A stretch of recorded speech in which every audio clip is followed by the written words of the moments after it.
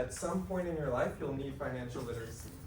Whether you're a coach, whether you're like Debbie or anyone here, at some point you're probably going to invest. So it's important to know, what are you going to do with that money? How are you going to invest? How are you going to save your money? These are all extremely important topics that aren't talked about enough. You're probably going to hear me later throughout this presentation flame the school system for not talking about financial literacy or not teaching in school, but this is such an important topic that's not talked about enough. So, for starters, I think everyone knows me. I'm Sanch. I'm a junior on the tennis team studying finance, president of Personal Portfolio Management Club. I'm Max. I'm also on the tennis team. Sanch basically wrote me into this at the beginning of the semester, and here we are now. So. Yeah, I wanted a freshman who was willing to do a lot of work, and Max looked like my guy, so. For starters, if you're not familiar with PPM, I want to break it down into two main words. So PPM stands for Personal Portfolio Management. I like to think of this club as a stocks club or a buffed economics club. If anyone here is an economics major, I think this club is fantastic for you because we look at everything that's happening currently in the economy and explain what impact it has on the stock market. So I want to break down this term, personal portfolio management. For starters, we have personal. One of the main goals for this club is I want to get every student to gain something from all of our meetings. I want you to get some value out of attending this meeting at 7 p.m. on a Monday night. And with value comes retainment. If you enjoy this, if you find some value out of this, it'll help retain students for our future club meetings. If you don't enjoy this, I don't recommend coming out to any of our other meetings. I don't want to waste your time. I know time is really valuable for a lot of student athletes, and that's the last thing I'd want you to do. If you do find interest, scan this QR code. You can see our website. We post all our lectures. I highly recommend it. We have some pretty interesting ones, some pretty boring ones. You can decide which ones you like. The second half is portfolio management. This is where all the finance and stocks comes in. So personal is giving value to all the students. Portfolio management is everything about finance. We want to demystify financial literacy and investment principles. So financial literacy is pretty general and pretty broad. Saving, budgeting, investing. Investment principles is where we go a little more detailed. We talk about the different ways to invest, different strategies, looking at individual stocks. This is something we're not going to talk about today. If you're interested in looking at specifically what's going on in the market, what's going on in the economy, which stocks to look at, which sectors to look at, come check out our weekly meetings. Today it's going to be general financial literacy for all students. So that comes into personal portfolio management. It sounds a little better than Stocks Club. To start, we're going to play a little game. This is something I've been looking forward to. It's just to stress the importance of financial literacy among athletes. All of us are athletes. I don't know how many of us want to play professionally, how many of us want to pursue a career in some other field, but we're going to show some examples of different athletes, and you have to guess, did this person cash out? So did they turn their salary into a fortune, or did they crash out, like Declan? Did they turn their wealth into nothing? Sorry, crash out. Okay. Yeah, go ahead. Another thing, the reason that it's so important for athletes to manage their money and be financially literate is because athletes have such a short career span. Like, you're not going to be playing a sport till you're 60 years old. Like, it's most likely going to be from your early 20s to maybe late 30s, mid 30s at most. And because you only have 15 years to make money, and unless you plan on getting a corporate job after or working somewhere after, you're likely not going to have a consistent source of income after you finish your career. And so that's why it's important to know how to manage only 15 years worth of money for over 60, 70, 80, basically until you're dead. Like, this money you make now is going to be used for the rest of your life. And if you use all of it up very quickly and within the next few years, then you're not going to have a plan for the rest of your life. And that's why it's super important to know this stuff. Yeah. So how do we want to divide the teams? This half, that half? Guys, girls? How do we want to do it? A half's good. Okay. So you're going to have to talk with your team, decide whether you think this person cashed out or cashed out or crashed out, and then you just say out your answer. Alright? Okay. So the first person we have is Allen Iverson. I don't know if you're familiar with him. He's one of the most famous NBA players. In his career, his total NBA salary was over $150 million with over $60 million in endorsements. So now take like a couple seconds with your team, determine if they cashed out or crashed out. Crash out. Crash out.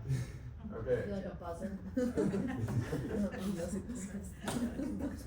Crash out. Alright, so both of you guys are correct. Allen Iverson had severe excessive spending.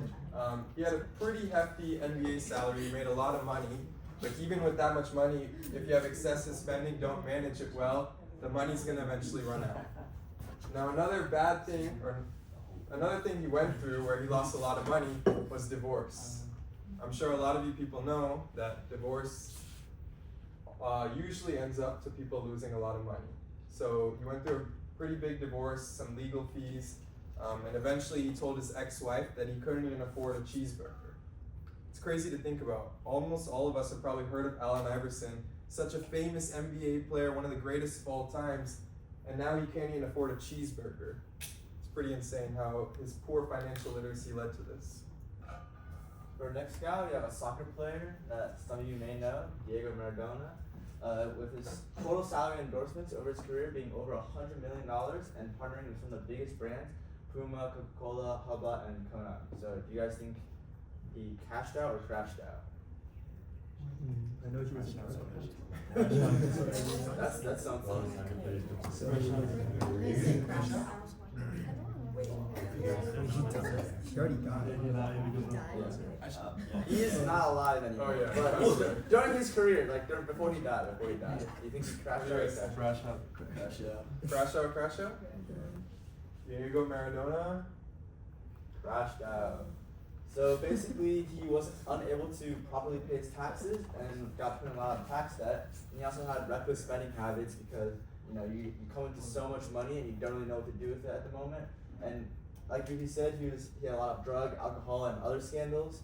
And he also had a couple failed coaching and business ventures that ultimately led him to crash out. Yeah, two things to note here. One, I'm pretty sure he had some cocaine addiction or something, so that doesn't help.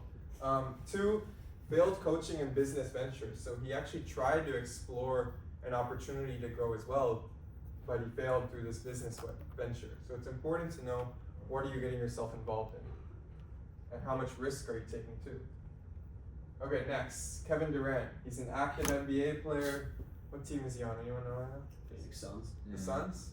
Okay, yeah. He's an active NBA player on the Suns. Total NBA salary over $200 million with over $100 million in endorsements. Do you think he's still playing because he needs the money? Do you think he's playing for the love of the game right now? Did he cash out or crash out? Cash out. Yeah, I'd say Cash out, cash out? Kevin Durant definitely cashed out. He already made so much money from NBA and endorsements, but he built a business empire called 35 Ventures. He had some famous tech and startup investments. I don't know if any of you guys invest in crypto, but he was one of the early investors of Coinbase. Coinbase skyrocketed. It's one of the biggest crypto platforms in the world, arguably the biggest. And he also has some some successful real estate and long-term investments. So Kevin Durant is definitely very successful at managing his money. Now, some of you may, if you watch football, you may know Marshawn Lynch. Total NFL salary of $57 million and over $20 million in endorsements. Now, compared to the rest of the list, this is relatively low, but do you guys think he was able to he crashed out or he was able to cash out? Anyone a Seahawks fan? Or saw Seahawks versus Brady, where they sat out beast mode and passed it? There's an interception at the goal line. Is that what the guy talked about? Yeah, is In the okay. Yeah, this is the guy who's always rushing the touchdowns. They said he should have handed it off to him, but he passed and he loses the Super Bowl. Alright, anyways, I'm getting off topic. Cash out or crash out? I don't know. Cash out. I'll say that. Cash out. What do you guys say? Cash out? Cash out, cash out? He cashed out. Yeah, so basically one of his biggest rules was don't spend money for no reason. So he was very smart with his money, and he also never spent a single penny of his NFL salary. And this, combined with investing in businesses and ownership stakes, all ultimately led him to grow his relatively small net worth to the empire that he has today. Relatively small is a bold term for almost 100 billion. But that's the power of investing in these different businesses. He never spent a penny of this $57 million because he had so many side investments. He had passive income where he didn't even need to spend that money. Very, very famous, very, very successful. Okay, now let's look at Mike Tyson. This might be a freebie if you guys watch the Mike Tyson versus Jake Paul. This guy couldn't even move in the ring. But he had $400 million in total earnings. He's famous for having a gold-plated bathtub that cost $2 million. Do you think he cashed out or crashed out? Crash out. That's why you had to do the fight, right? Crash out? Yeah. Anyone watching knew this guy does not belong in the ring. He definitely needed money because he crashed out. He had insane spending habits. I think he spent like $200,000 or $300,000 on a tiger. His promoter Don King reportedly scammed him out of $100 million, and he had no major endorsements due to his controversial image. So definitely very, very unsuccessful. And I think the fight brought him some money to his name, but you shouldn't be fighting at 60 years old against a young and healthy 20-year-old Jake Paul. Yeah. And another thing to notice for that one is that he didn't have any endorsements because of his controversial image. A lot of athletes, even if they don't have any, they use up a lot of their earnings, they still are able to make money or have exposure because lots of them know their name. But because Mike Tyson had a bad rep because he's a boxer, he struggled to get any major endorsements, and endorsements can definitely help bring you income in the long term because they're not related directly to your athletic career. Alright, for all the tennis people, we have Boris Becker.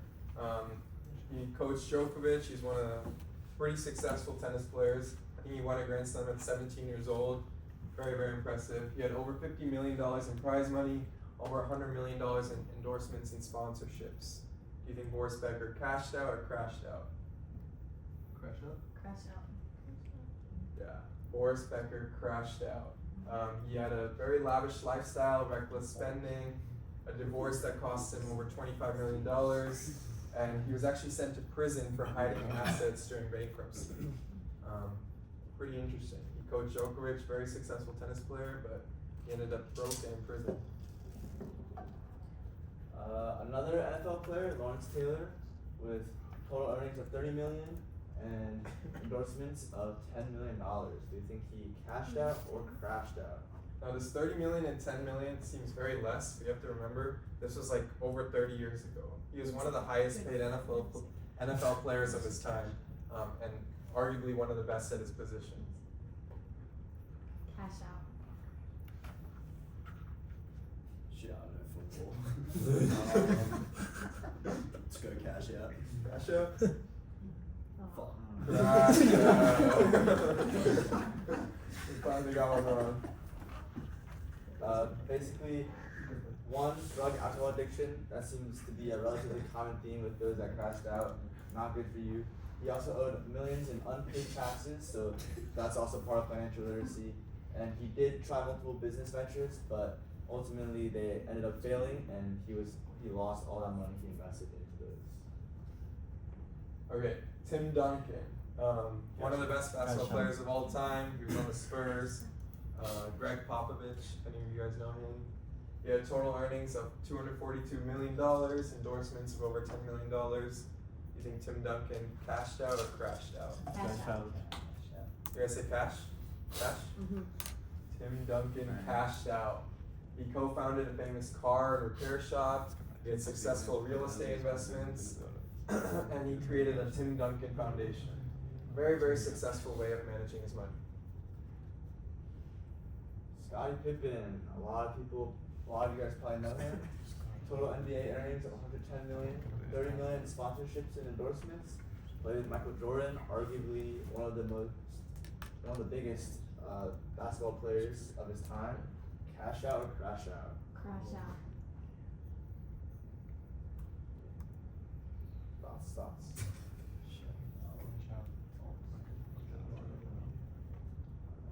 3 seconds. Cash? Vegas.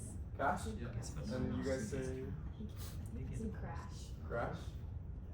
Scottie Pippen crashed out. I watched the documentary. We went Yeah. to Vegas and stuff and they couldn't find him for games, and he was out in Vegas spending money. I think that was Dennis Rodman. was But yeah, Dennis Rodman could also be on this list. But Signed a very bad deal too, right? yeah, he had one of the most underpaid superstar deals ever. It was a big conflict. They made a lot of the show about that deal, actually. If you haven't seen The Last Dance, I highly recommend. It's a fantastic show. But he had a financial advisor who scammed him out of millions. He had a high-profile divorce. He unfortunately crashed out. Last but not least, George Foreman. Some of you may know him. He's a famous boxer from his time, with total career earnings of $110 million and sponsorships and endorsements of $30 million. Do you think he followed in Mike Tyson and crashed out, or was he able to manage his finances successfully and cash out? Cash out. Cash out? He cashed out. He created his own grill company and sold that for $137 million. He also has George Foreman Enterprises to help manage his business ventures and investments. And he also has multiple endorsements with food brands and consumer goods that ultimately helped him cash out. Okay, so why are we talking about this? Why did we just walk you through 10 different athletes? Some of them crashed out, some of them cashed out.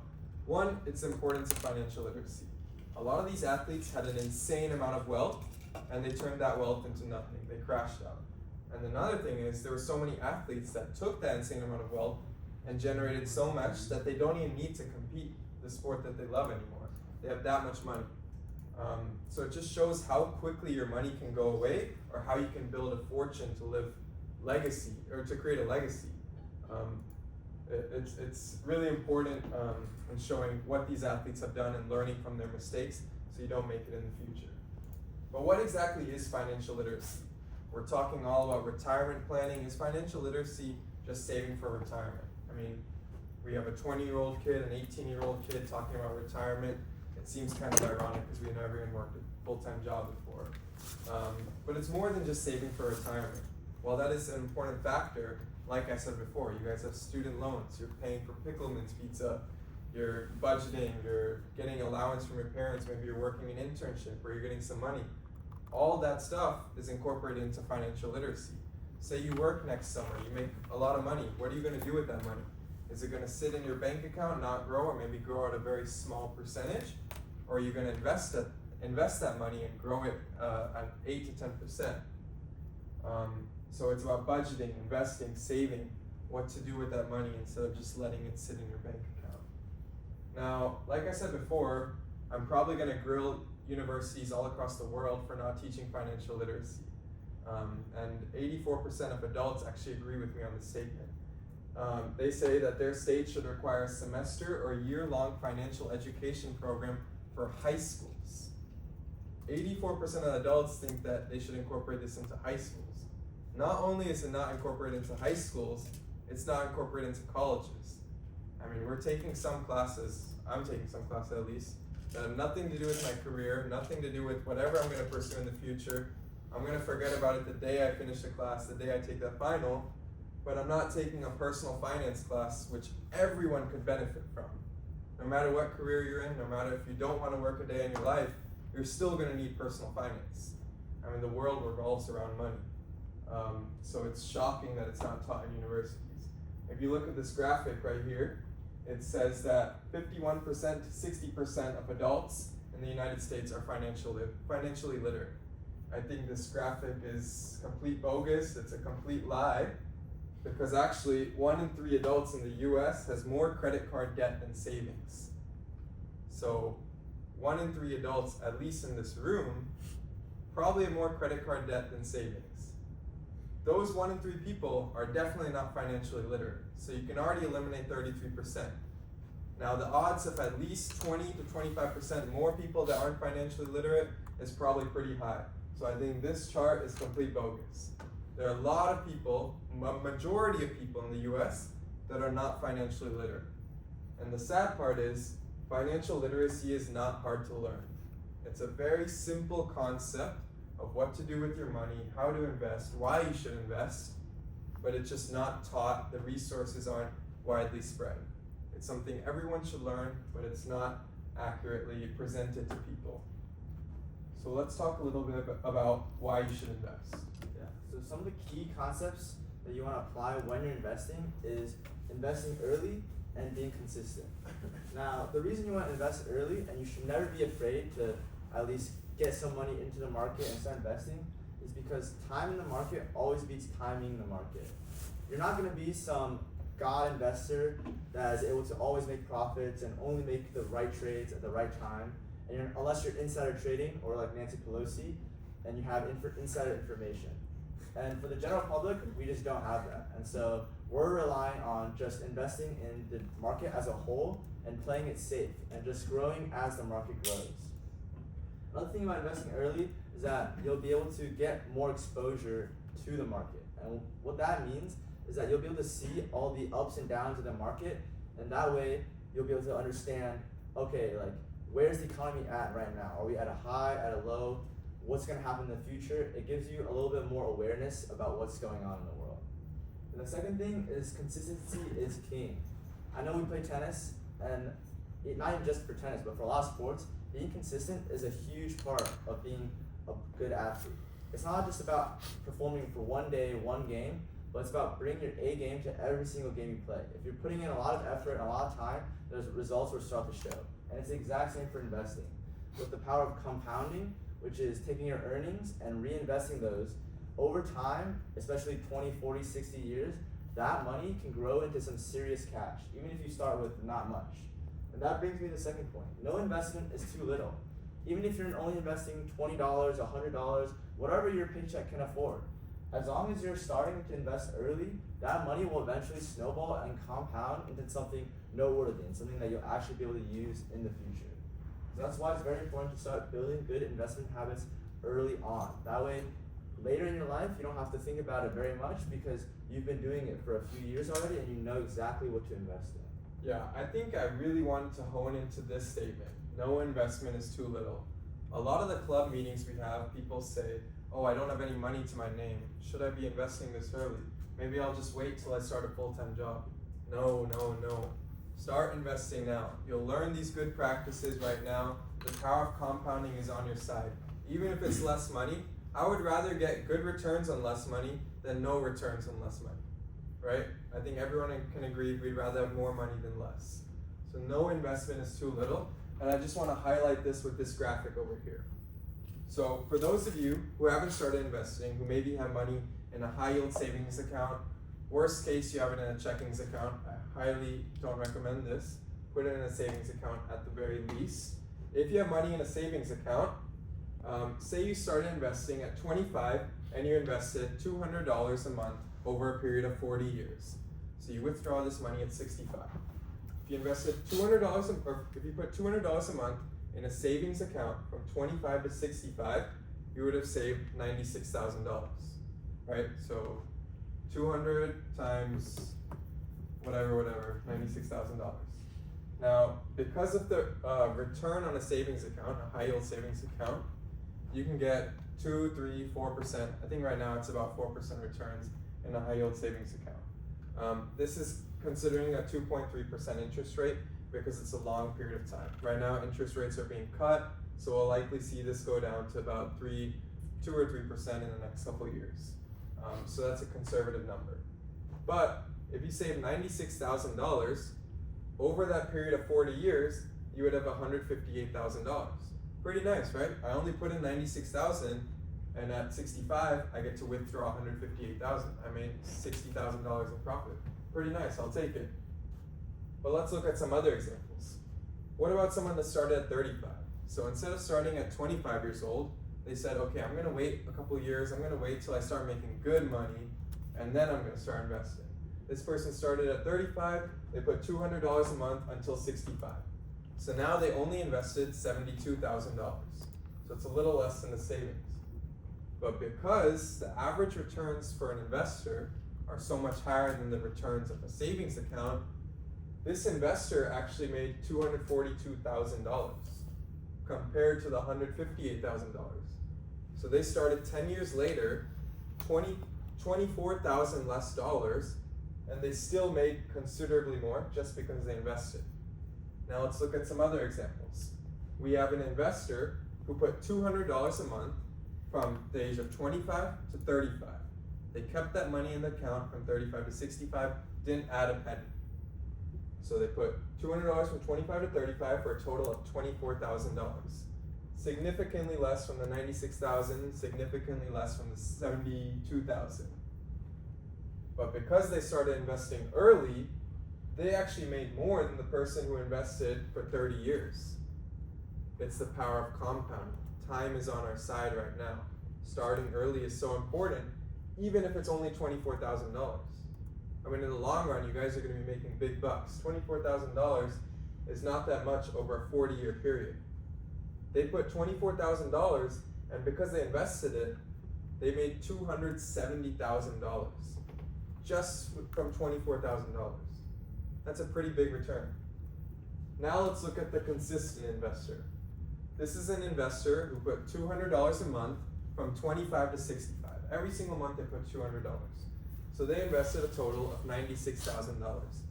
Because they started early, because they were consistent, they didn't think no amount is too little, they had a return, or their ending portfolio was $512,000.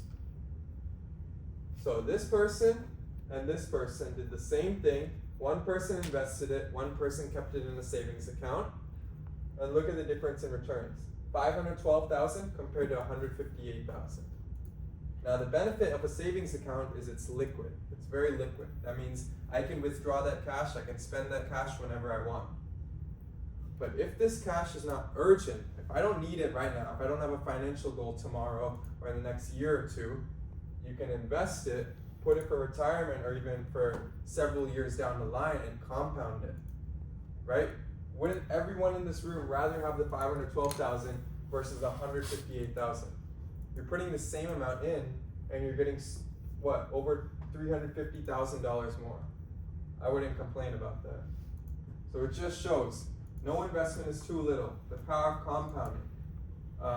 Build these good investment habits early. I mean, this is someone that's 25. Most of us are 19, 20, 21. We can get an even better head start than these people. Maybe this $512,000 could be $1 million for us, right? $200 a month is not that much when you're going to be working some very successful jobs, which I know all of you guys will. So I really think that starting early is such an important thing that not many people consider. Okay, so we looked at why you should invest. We looked at the crazy returns you could make. But now, how do you invest? What do you invest in? Like, Sanch, I know I should invest. I know it's good, but like, what exactly do I invest in? I don't know if you guys are familiar with the term index funds. So when I say investing, maybe you guys think, oh, I'm going to invest in a stock like Apple or Microsoft or Equifax or, is there anything over here? Nothing over here. This TV, Panasonic, something like that. No, you don't necessarily have to invest in an individual equity. You can invest in a basket of goods. This is called an index fund. So instead of investing in one specific stock, I'm investing in the whole market or a large basket of goods, right?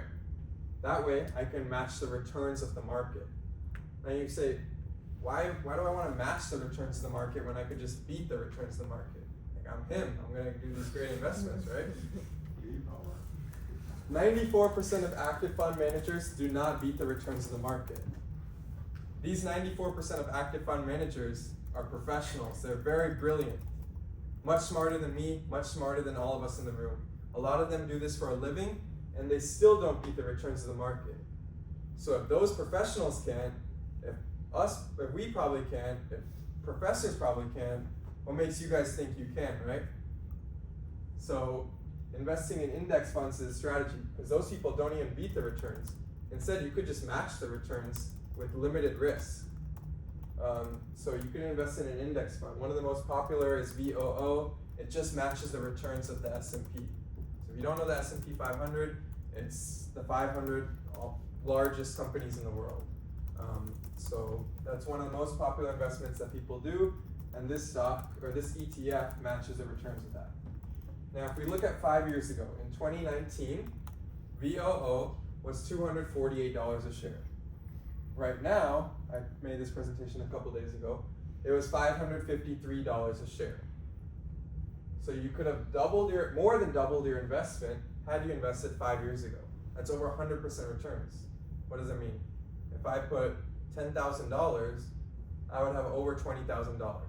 No risk. I just buy that, let it sit, don't even look at it, I forget about it, and I made over 100% returns. That's pretty good. How many of you guys have heard of Warren Buffett? Yeah, he's one of the most successful investors of all time, if not the most. He has $100 billion in the bank. Pretty rich guy, right? His company, Berkshire Hathaway, is one of the largest insurance companies in the world. Over the last 20 years, they average 9.75% returns. So every year, they're getting a 9.75% return on average. The S&P over the last 20 years is 9.8%. So you could have beat the Berkshire Hathaway returns if you just invested in the S&P. So you could say Warren Buffett's Berkshire Hathaway is one of those 94% of active fund managers who don't beat the returns of the market. And he's one of the richest people on the planet. He's considered the father of investing, very successful. If you've read The Intelligent Investor, that's based on his mentor, Benjamin Graham, who Warren Buffett learned from. But if Warren Buffett didn't do it, if 94% of investors didn't do it, what makes you think you can? So index funds are the way to go. Invest in a basket of stocks that matches the returns of the market. If you want to learn more specifics of that, you can just Google index funds to invest in. There won't be any investor guru steering you in the wrong direction because it's just a basket of stocks that invest in the market.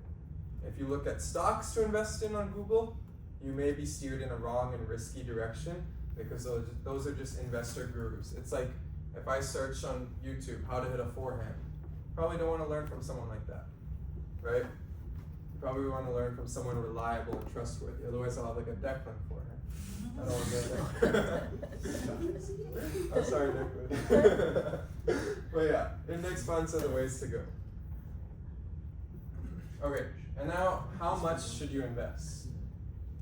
People recommend 10 to 20% of your post-tax income, but what I like to say, the research I've done, is no amount is too little. If you can afford to invest 50% of your post-tax income, do it. If you can afford to invest 1% of your post-tax income, do it. No amount is too little, no amount is too much, theoretically, right? So just invest, invest, invest.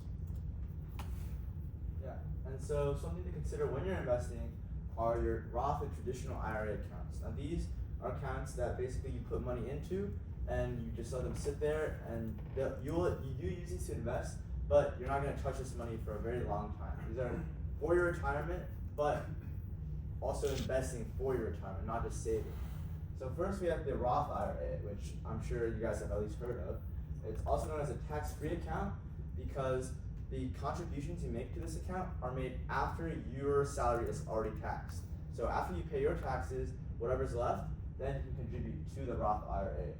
Now the reason they do that is because after 50, 60 years, when you want to take out this money and retire, all your earnings and profit from this account will be tax-free. So say you're putting in $1,000 now and you're growing it, but at the end, instead of paying a bunch of taxes on however much you're taking out, you pay no taxes and you get all this money for free. And so this is good for people that plan on retiring at a higher tax bracket than they currently are at, because you're able to invest money now, and then when you grow in the future and get bigger, better jobs, and you have to pay more taxes, this account will remain tax-free. So it's not affected by how much you're earning when you're 60, but how much you're earning when you're younger, which is probably going to be way less. And then you have your traditional IRA. Now this is still a viable account, it's known as a tax deferred account. So now, instead of paying contributions after your taxes, it's before your taxes are paid. So you can pay less taxes in the short term, but in the long term, you will be taxed because any profits you make in a traditional IRA will be taxed on whatever income bracket you're in when you retire.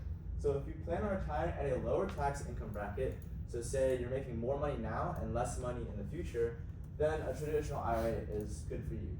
But what most people recommend and professionals recommend is a Roth IRA, especially for young college students and athletes, because we hope that as you grow, you'll get more experience, a higher pay, and then you'll be able to use tax-free account instead of a tax account. And some things to know about these accounts are that they're for retirement. You are allowed to take out money early, but you'll be taxed nearly 10% of your profits. And ideally, you only withdraw after you're turning 60 years old, basically, because that's when you're retiring and that's when all this money is finally going to be used. And another thing to know is that there's a $7,000 deposit limit every year, which sounds like a lot, and it honestly is a lot if you're not making that much money, but you can't put more than $7,000 every year into it. But that really just encourages the good saving habits. As long as you're putting a little bit of money every year, this money will grow and compound, and by the time you're 60, you'll have a large retirement fund to be able to retire and be financially free. Yeah, now an IRA, a Roth IRA, a traditional IRA, is not the only way you can invest. You can have different brokerage accounts. You can have your own personal brokerage account. I have my own personal account. I trade frequently in that. Some people have 401ks. I think for education it's 403b. I don't know if it's the same for coaches. But there are different accounts for people in education, people working a career in corporate. Regardless of what you have, where you work, you'll probably have a 401k, 403b. There's probably some other terms for it, but those are different investing accounts. So a Roth IRA is a retirement investing account. You can have your personal investing account or a retirement investing account. Okay, that wraps up all the investing for today. If you have any questions, feel free to ask now. Otherwise, we'll move on to the last portion, which is credit. So if you're not familiar with credit, credit is so important for a lot of people, especially our age, because when you screw up your credit at a young age, it's really hard to fix it in the future. It's really important to maintain good credit right now. So what's the importance of credit?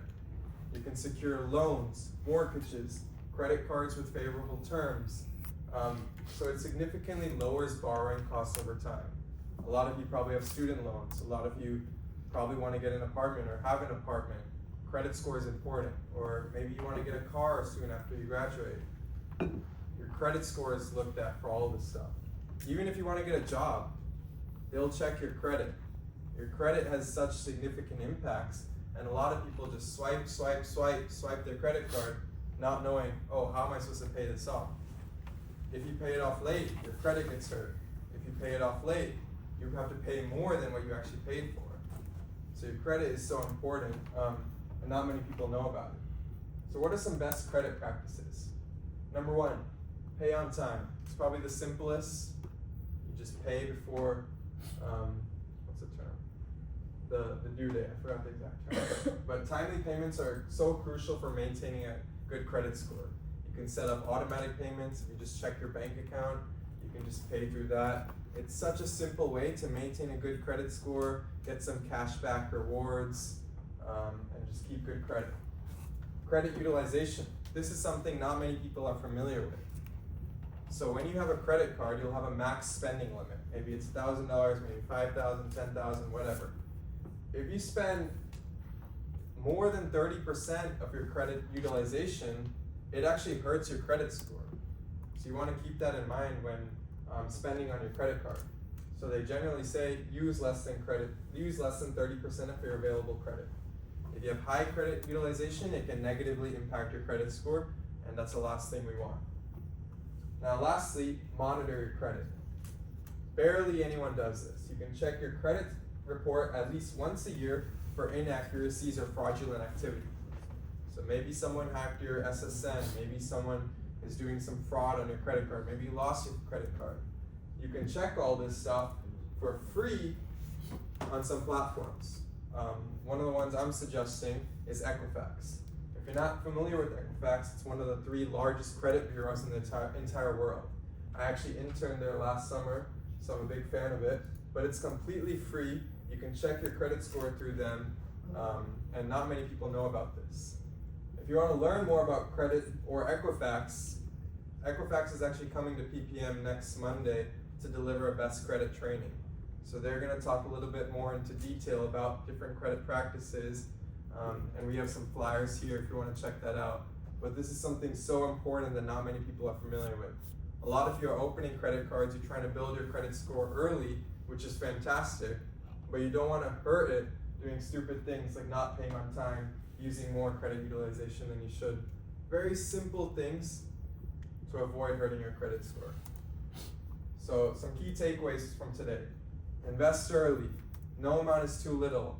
Invest, invest, invest. Monitor your credit. Don't be dumb like athletes if you're pursuing a professional career. Build that financial wealth.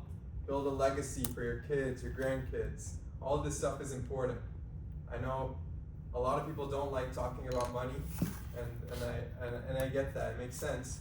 But at the end of the day, money is so important and it's not talked about enough, right? This is something that should be taught in schools. I don't know why there's not a personal finance class in schools. It's something that should be there, but I highly encourage you to start doing some research on your own, start practicing these good financial literacy habits on your own, because it'll set up a good career for yourself in the future. But that's all we have for today. Do you guys have any questions? So if you're to invest in an index fund, and I think your slideshow said that it returns approximately 8% per year. Do I get that full 8%, or is there like some tax implications that like go with that? Yeah, so there's 2 types of tax. There's short-term capital gains and long-term capital gains. No matter what, you're going to be taxed. But if you withdraw that money before 1 year, so if you sell your position, you're going to be taxed at a much higher rate than after 1 year. So it's meant for a long-term position, at least 1 year. If you do 1 year, or if you do 60 years, it's going to be the same tax. So that 1 year benchmark is what you're trying to hit. So it's important to realize that the 8% is great and that looks good, but there is also just an added thing to keep in mind that it does get taxed. And you're only taxed on your capital gains, so the money you're earning from it. If you lose money, you're not taxed. So yeah, you're not going to keep all 8% of that, but still, I'd rather have 6-7% over 2% in my savings account. Makes sense. And actually, the S&P in the last year, if you invested 1 year ago from today, I believe it's close to 30% returns. So it's 8 to 10% on average, but some years are significantly more, some years are significantly less. The last couple of months, last couple of years have been fantastic following COVID. So yeah, it's not always 8 to 10%. So that's like a pretty conservative investment. If you're gonna do that, you're not really gonna lose money, you would say? It depends. A bond, a treasury bond, or a treasury security is the most conservative. You're guaranteed you will not lose money no matter what. But no person our age should be investing in a treasury security because we have a high risk tolerance. We're 20 years old. If we lose some money right now, what's gonna happen, right? Instead, we should be a little riskier to try to compound and get some higher returns. So with investing in an index fund, over the long term, over 10 years, over 5 to 10 years, 15 years, you will not lose money. In 1 or 2 years, you may lose money. Like for example, in COVID, some people lost a lot of money. But the thing is, in investing, you don't lose money unless you withdraw that cash.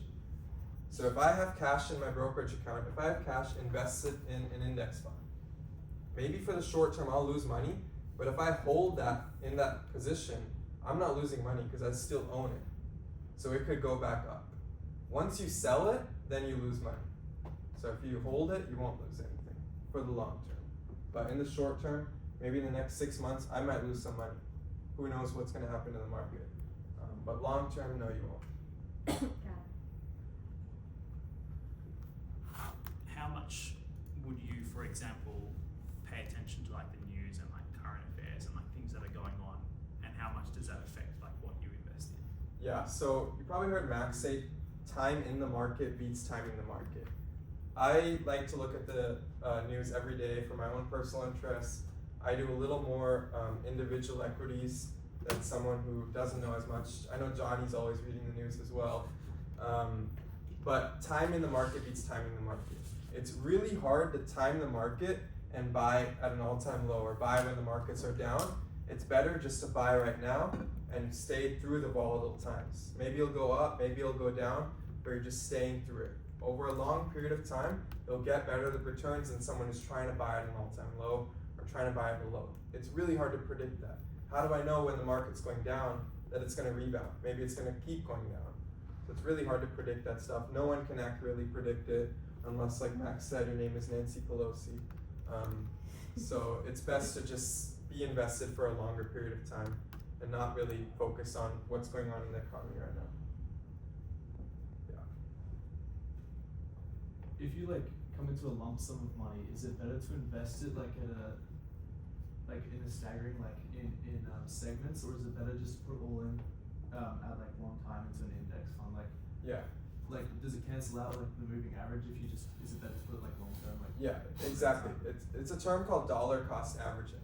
So you invest, for example, like in the figure, $200 a month over a long period of time. That way you'll have exposure to all the volatility in the market. If you invest a lump sum right now, you don't know what's going to happen in the future. Maybe the market will go down, maybe it'll go up. You're not exposed to that volatility. So when you invest $200 or whatever, you split it up over a long period of time, it's called dollar cost averaging. There's a very high chance you'll beat the returns of someone who just has that lump sum investment. Like I said, it's really hard to time the market. So if you look at the stats, dollar cost averaging is a recommended strategy for index funds. It's a strategy I use, it's a strategy most investors use for index funds. And over a long period of time, what do you mean? Like how long of a period? Long is like figurative. It depends on your own personal interest, but probably at least 5 to 10 years. Okay. Yeah. Any other questions? Or if not, highly recommend go watch a YouTube video, open a brokerage account, start investing, index funds, index funds, index funds. Get that money out of your checkings account, keep a little there, either put it in a savings, start investing, let your money grow for you. If you want to retire someday, if you want your money to work for you, let your money grow for you, otherwise you're going to be working till the day you die, and no one wants that. Alright, thank you guys for coming, I really appreciate it. Thank you. If anyone's interested in Equifax, you can come grab a flyer, 6 to 7 next Monday. If you're looking for an internship, this is a great networking opportunity, or also just want to learn more about credit, highly recommend coming out.